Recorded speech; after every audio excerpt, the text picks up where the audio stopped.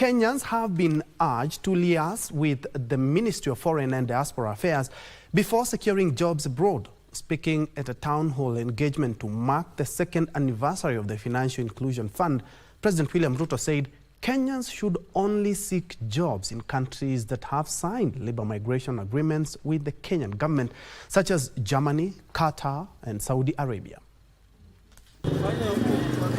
Approximately 1 million Kenyans enter the job market annually, with some 200,000 being lucky to secure jobs. As such, this compounds the unemployment crisis, forcing some Kenyans to seek jobs abroad.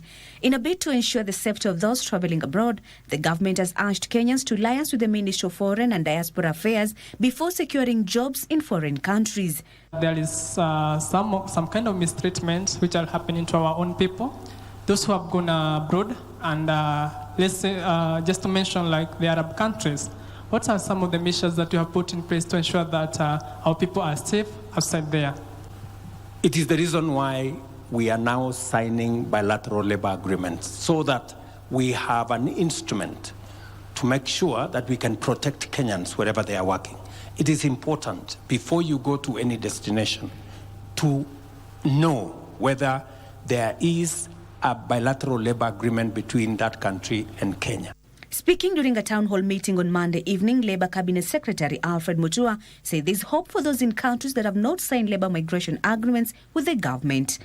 For example, I remember in the case of one country that I went to, people say they couldn't access any help from the labor attaché or the ambassador. So we have set up systems, including phone numbers, and we're about to set up an app for people to be able to report when they are in problems. As I think Diaspora will be able to also explain, is that we have also set up safe houses so that you can actually leave your employer and go to a safe zone. We still see certain challenges where often the people who have been mistreated is because they have been trafficked as opposed to having migrated for work.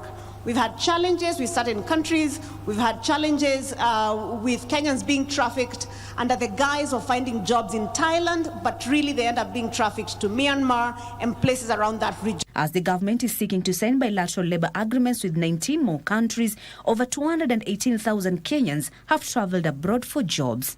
Kasi Chanamasha, Lunchtime News.